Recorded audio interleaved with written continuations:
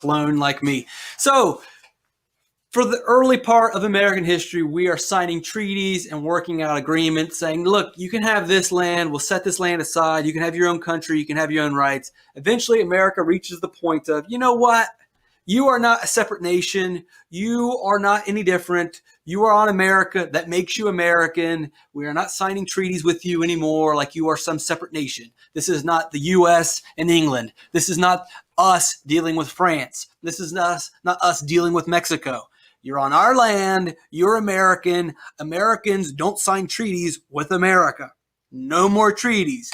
No more land being set aside. We're tired of going through this, which is kind of ridiculous. I mean, America's acting like this is such a hassle for them when they're just taking land. So the Dawes Act is passed, and an act is a law. What does the Dawes Act say? It says two big things. No more reservations. We're not setting land aside anymore for the American Indians. And two, you got to assimilate. You got to be like us. You got to dress like us. You got to believe in us. You got to believe in our Constitution. You got to believe in our economic practices. You can't just roam around the West and do whatever you want. You got to be like us. You have to assimilate. This was the law. No more reservations.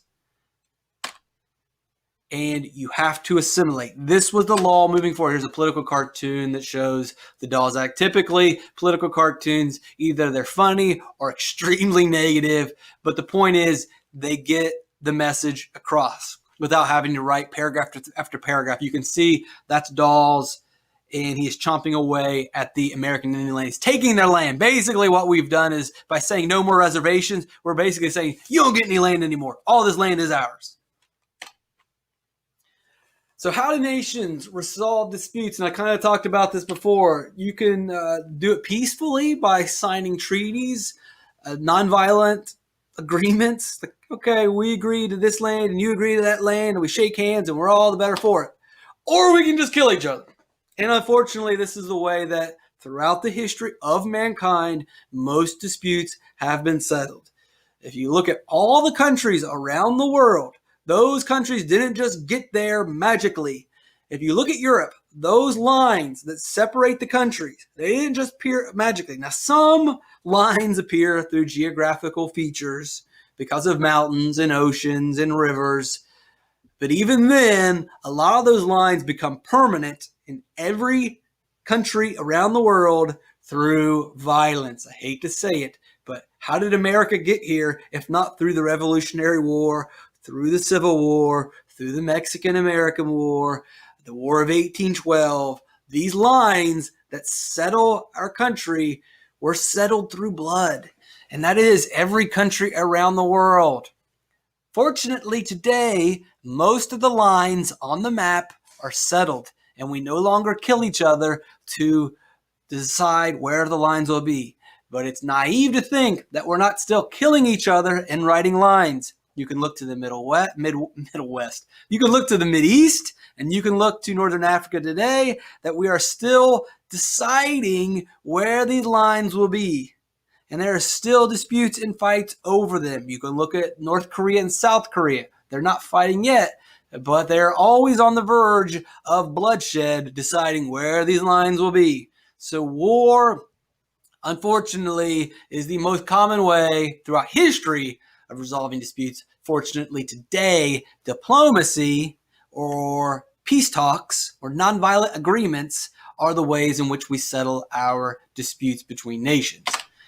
We're going to go over a more violent time in American history where it's almost always been this way, that the American Indians have had their land taken away, not necessarily through all-out war, but definitely through violence. These states, these areas were lost through violence. Now we're going to go through the final chapter of American Indians really having a prominent role or owning large parts of this country. And these are all going to be violent episodes, and there is no way to sugarcoat it. The Sand Creek Massacre will be the first in our chronological exploration of the American government taking land from the American Indians. So this is Denver, Colorado, And down the road, we'll find Sand Creek. And how this basically works, 1864, the American military decides they want this land, and they slaughter 400 American Indians, 2/3 of which were American women and children. That's it. There's no way of sugarcoating this. This is just outright violence. This is stealing land. There aren't two sides to this story. There aren't two sides to most of the stories that I'm going to tell you. There is just one side, and it is through violence that America steals land from the American Indians. You can try to tell some, like, I'm not going to go into any conservative spin. This is just the way it is. The land is taken, and you can see some of these documents, picture accounts of what took place at Sand Creek. The Battle of Little Bighorn. This is one which was spun as General, for the longest time, General Custer was a hero for fighting to defend America against the American Indians, and the Americans were seen as heroes. Unfortunately, that's just not really what happened. What happened was we find gold in the Black Hills of South Dakota. We want to take that gold. Unfortunately, that gold is on land where American Indians live. And so General Custer wants to take that land from the American Indians so that they can get the gold and be rich. General Custer is warned, dude, don't go out there. There are more American Indians than you think are out there. And if you go up on their land, they're going to kill you. Do not attack them. There are more of them than you think, Custer. He was warned. He does not believe them. He goes into the area and he is defeated because there were more American Indians defending their land, right? The American Indians are defending their land. They are not the aggressors. The aggressor is General George Custer, and he dies because he foolishly goes to battle. Unfortunately for the American Indians, this is just one of the battles. More soldiers are going to eventually come in and wipe out the American Indians in this area. The Battle of Wounded Knee. Remember, now this is actually, probably to call this a battle is incorrect. This is, again, more of a massacre. When you call it a battle, it infers that, oh, this was an even one side versus the other, or there was when we think of a battle, there's usually a reason for both sides to be involved. That's not really the case. So again, the Dawes Act says no more reservations. You must assimilate. The American Indians are trying to fight back against assimilation. They don't want to assimilate. They don't want to lose their culture. They don't want to lose their language. They don't want to lose their history. They want to preserve it. It's who they are. There is nothing violent. There's nothing bad about them wanting to preserve who they are. And so one of the ways in which the Indians, American Indians, I think this is the Lakota, are trying to preserve their culture is the ghost dance. The ghost dance is a religious dance in which they're trying to preserve their culture. Well, when the white people see this ghost dance, they freak out. They freak out. They're scared. Oh my gosh, they're doing this crazy ghost dance. This is terrible. It's scary. Someone needs to stop them. And so they use that as an excuse to go wipe them out, unfortunately. So this isn't really a battle. Again, this is just a massacre at Wounded Knee. And right there you will see what is a mass grave, where you dig a giant hole and you throw in a bunch of bodies. This is something we're used to seeing in other countries. This is something that we witness in World War II, or we see in communist Russia or communist China.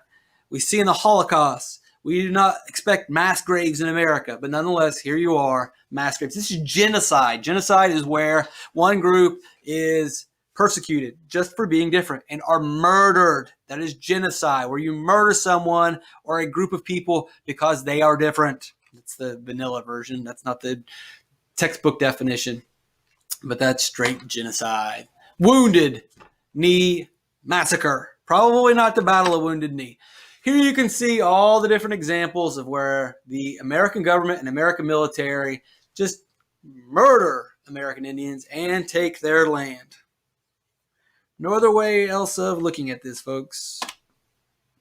And here you will see the map of the Native Americans, and you will see through time in the top right, it slowly disappears until what you have today. The few present reservations. We'll watch it again, and you can see the American land slowly vanish before your eyes. And as that land disappears, sure, some of it was through treaties and some of it was passively given away, but a majority of that land was taken by force. There it is. There's what you get today.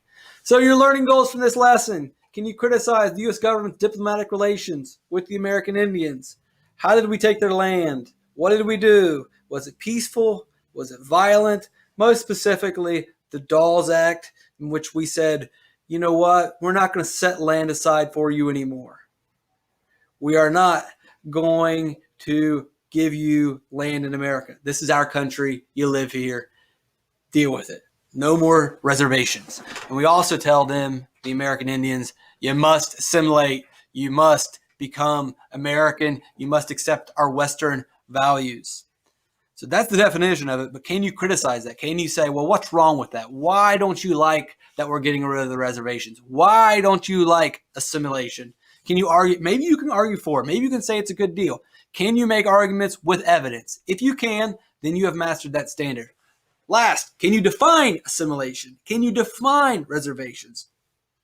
I talked about other facts in the video, like barbed wire and cattle drives. That's there.